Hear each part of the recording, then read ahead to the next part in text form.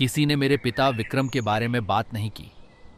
जब भी मैंने मुखिया जी से उनके बारे में पूछना चाहा, उन्होंने हमेशा बात टाल दी और बस इतना कहा कि वे जंगल गए थे और कभी नहीं लौटे।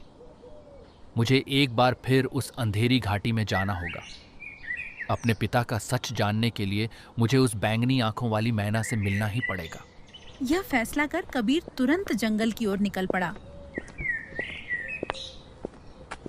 कुछ ही देर में वह उसी घने हिस्से में पहुंच गया जहां कल वह मैना मिली थी। वह रूपाली मैना सचमुच वहीं एक डाल पर बैठी उसका इंतजार कर रही थी। मुझे पता था कबीर कि तुम लौट कर जरूर आओगे। तुम भी अपने पिता विक्रम की तरह ही निडर हो। मैं यहाँ सिर्फ अपने पिता का पता जानने आया हूँ। तुमने कल कहा था कि तुम उनके बारे में सब जानती हो।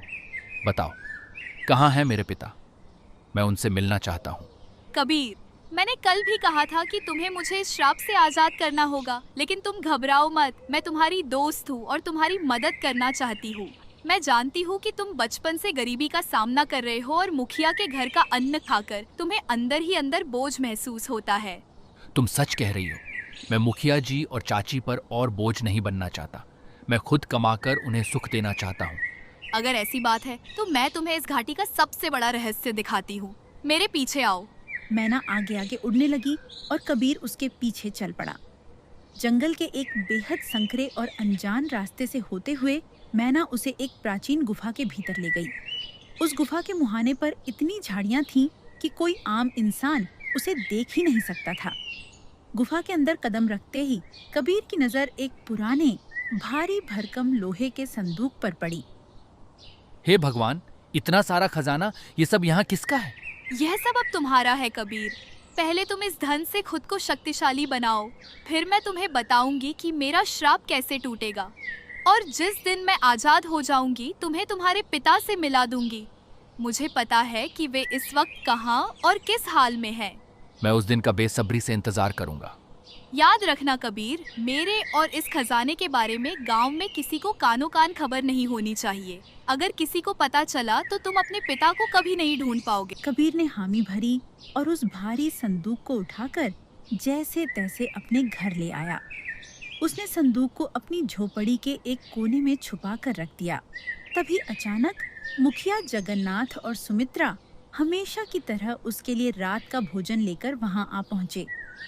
जैसे ही वे कमरे में दाखिल हुए, मुखिया की तेज नजर कोने में रखे उस चमकीले संदूक पर पड़ गई।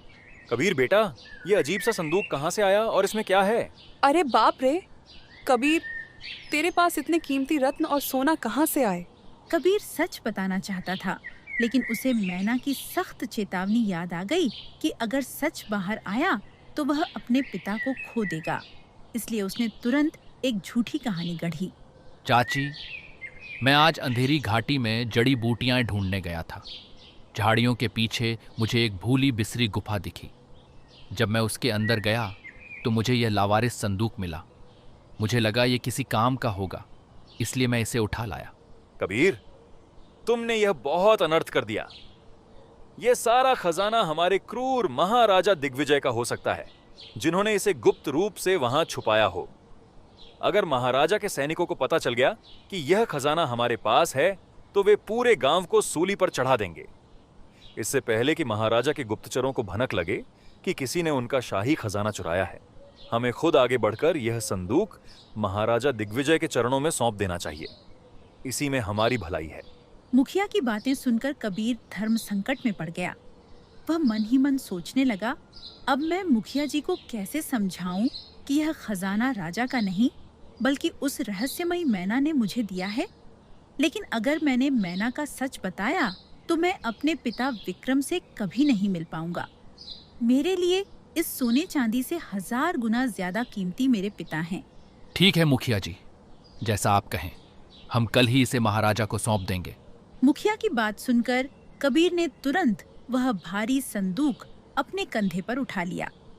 इसके बाद वह और मुखिया जगन्नाथ सीधे महाराजा दिग्विजय के महल की ओर चल पड़े। कुछ ही समय में वे महाराजा के भव्य दरबार में हाजिर हुए। महाराज की जय हो। यह नौजवान मेरे पड़ोस में रहता है। आज यह अंधेरी घाटी में गया था, जहां इसे एक प्राचीन गुफा में हीरों और स्वर्ण आभूषणों से भरा यह संदूक मिला। हमें लगा कि यह शाही खजाना है, इसलिए हम इसे तुरंत आपके चरणों में ले आए। चमकते हुए हीरों को देखकर महाराजा दिग्विजय की आंखों में तीव्र लालच उतर आया। वह अच्छी तरह जानता था कि यह खजाना उसका नहीं है, क्योंकि उस गुफा में उसने कभी कुछ नहीं छुपाया था। लेकिन इतने बेशकीमती रत्न देखकर उसके मन में विचार आया, ये रत्न मेरे तो नहीं हैं, लेकिन जब किस्मत खुद इन्हें मेरे पास लेकर आई है तो मैं इन्हें क्यों छोड़ूं? बेहतर यही होगा कि मैं इन दोनों को थोड़ा सा इनाम देकर विदा कर दूं, ताकि ये भी खुश हो जाएं और यह अकूत संपत्ति हमेशा के लिए मेरे शाही खजाने का हिस्सा बन जाए। हाँ मुखिया, तुमने बिल्कुल सही पहचाना। ये संदूक मेरा ही है, जिसे मैंने सुरक्षा के लिहाज से वहाँ गुप्त रूप से रखवाया था। तुम दोनों ने इस राजसी खजाने को वापस लाकर अपनी ईमानदारी का परिचय दिया है। मैं तुम्हारी इस वफादारी से बेहद प्रसन्न हूँ। सैनिकों, इस संदूक को तुरंत शाही तिजोरी में रखवा दो। और हाँ, इन दोनों को इनकी ईमानदारी के बदले राजकोष से कुछ मुद्राएं इनाम के तौर पर दी जाएं, ताकि पूरे राज्य में इनकी मिसाल दी जा सके। सैनिकों ने संदूक अपने कब्जे में ले लिया और उसके बदले मुखिया और कबीर को इनाम के रूप में चंद सोने के सिक्के थमा दिए। मुखिया जगन्नाथ वह रकम पाकर फूला नहीं समा रहा था, मगर कबीर का दिल अंदर ही अंदर बेचैन था। वह जानता था कि महाराजा सफेद झूठ बोल रहा है, लेकिन वह चाहकर भी कुछ नहीं बोल सकता था। उसे उस बैंगनी आंखों वाली मैना की चेतावनी याद थी कि अगर उसने किसी को कुछ बताया तो वह अपने पिता को कभी नहीं देख पाएगा। कबीर के लिए इस दुनिया में अपने पिता विक्रम से बढ़कर कुछ नहीं था। वे दोनों इनाम लेकर गांव की तरफ लौट आए। कबीर मुखिया के साथ उनके आलीशान घर गया और वहां पहुंचकर उसने अपने हिस्से के सारे सिक्के भी मुखिया के हाथों में सौंप दिए। मुखिया जी, ये रकम भी आप ही रख लीजिए। आपने बचपन से मेरी परवरिश की है। मुझे खुशी होगी अगर ये धन आपके किसी काम आ सके। मुखिया को पैसे देकर कबीर अपनी झोपड़ी में लौट आया। अगले दिन सूरज की पहली किरण निकलते ही वह दोबारा अंधेरी घाटी की तरफ बढ़ गया।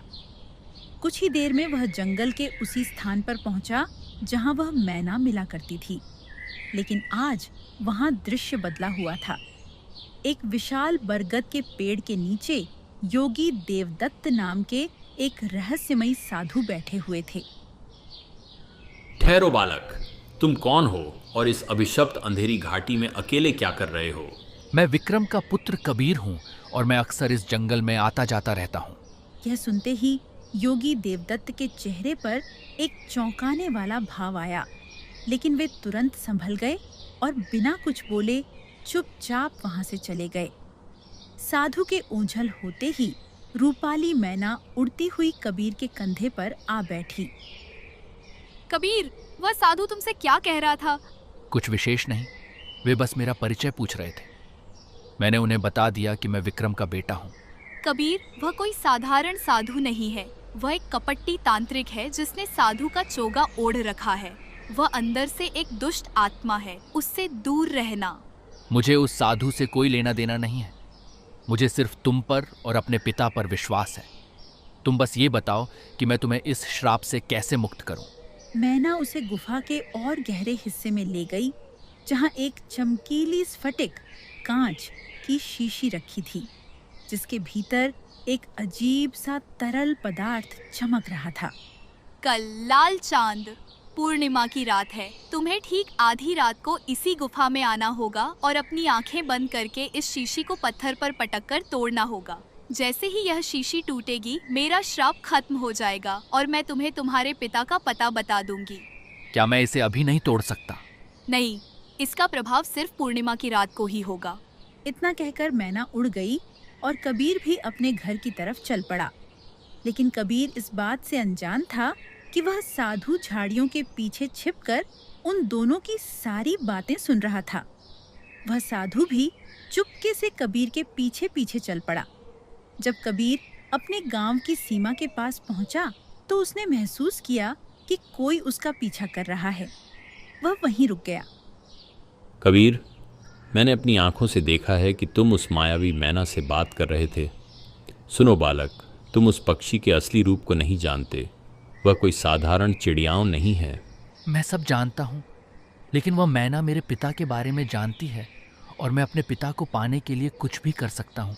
तुम्हारे पिता विक्रम अब इस दुनिया में नहीं रहे कबीर। वह मैना तुम्हें अपने स्वार्थ के लिए फंसा रही है ताकि वह उस श्रापित शीशी से आज़ाद हो सके। वह एक धोखा है। Shut up! मैं सन्यासियों का सम्मान करता हूँ, लेकिन आपके जैसे पाखंडी और झूठ बोलने वाले साधुओं का नहीं। याद रखिए, अगर आपने मेरे पिता या उस मैना के खिलाफ एक भी शब्द और कहा तो मुझसे बुरा कोई नहीं होगा। बेहतर होगा आप यहाँ से चले जाएं।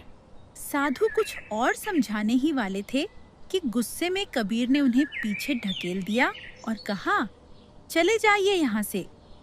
यह कहकर कबीर तेजी से अपनी झोपड़ी की तरफ बढ़ गया। दूसरी तरफ ठीक उसी समय मुखिया जगन्नाथ और उनकी पत्नी सुमित्रा जब अपने घर से बाहर निकले तो उनकी नजर झाड़ियों के पास खड़े योगी देवदत्त पर पड़ी। वे दोनों तुरंत साधु के पास पहुंचे। अरे योगी महाराज, आप यहाँ इस वक्त क्या कर रहे हैं? सब कुशल मंगल तो है?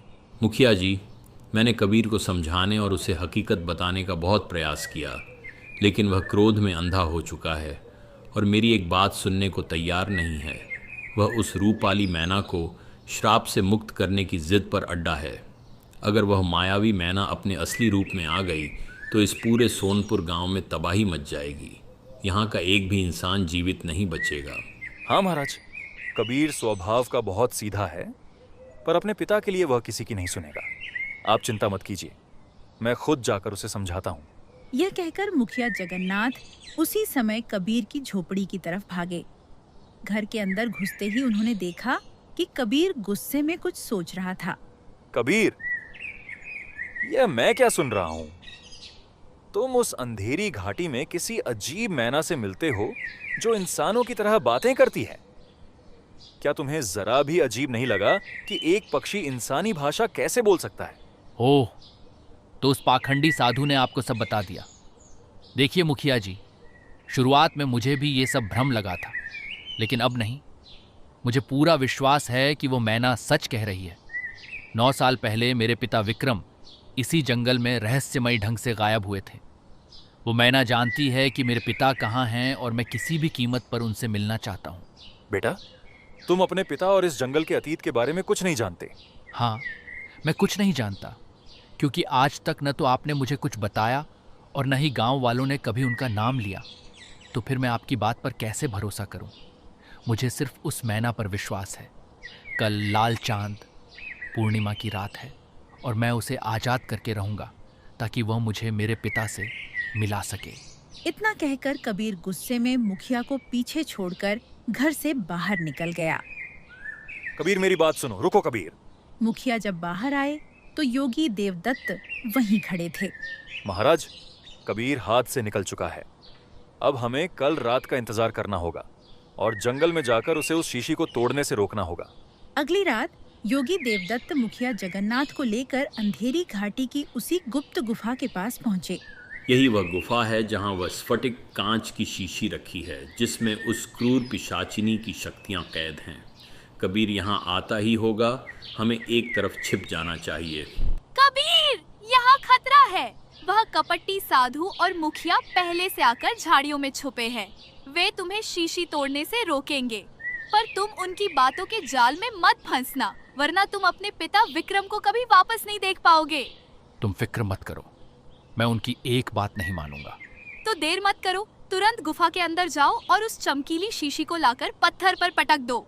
कबीर तेजी से गुफा में गया और स्फटिक की शीशी उठा लाया।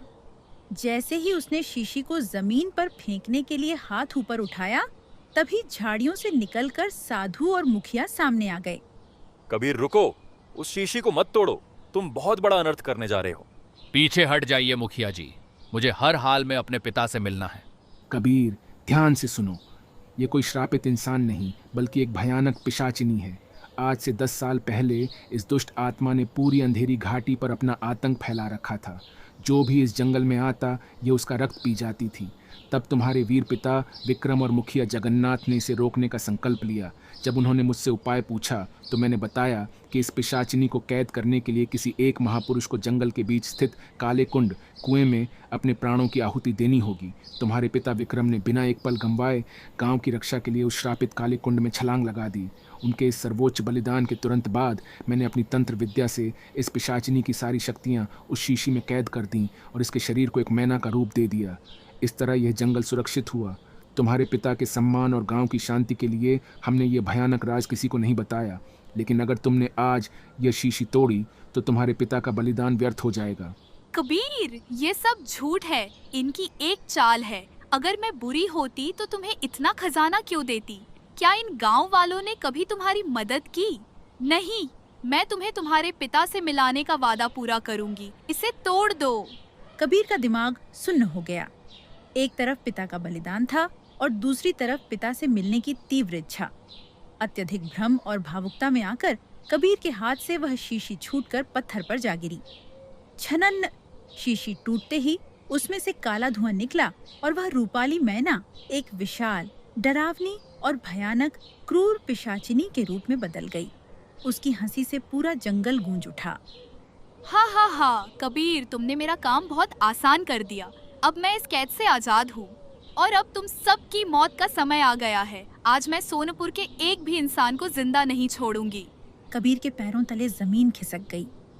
वह घुटनों के बल बैठ गया और रोते हुए बोला, मुखिया जी, मुझे माफ कर दीजिए, मैं इसके बहकावे में आ गया। महाराज, क्या अब इस विपत्ति का कोई हल नहीं है? इसका बस एक ही अंतिम उपाय है कबीर। इस पिशाचिनी को दोबारा बांधने के लिए उसी वंश के खून की आहुति देनी होगी जिसने इसे पहली बार कैद किया था, यानी विक्रम के बेटे को उसी काले कुंड में समाना होगा।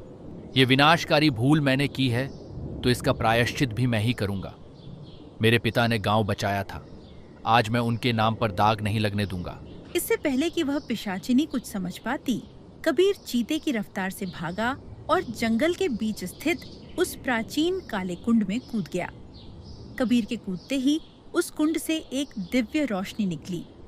योगी देवदत्त ने तुरंत मंत्रों का उच्चारण शुरू किया और उस पिशाचिनी को खींचकर दोबारा एक साधारण मैना के रूप में बदल दिया। लेकिन इस बार साधु ने उसकी इंसानी भाषा बोलने की शक्ति हमेशा के लिए छीन ली। मुखिया जगन्नाथ कबीर के जाने के गम में फूट फूट कर रोए, लेकिन कबीर और उसके पिता विक्रम का बलिदान अमर हो चुका था। मुखिया भारी मन से गांव लौट आए और कबीर की याद को दिल में समेटकर गांव की सुरक्षा के साथ धीरे धीरे अपना जीवन बिताने लगे।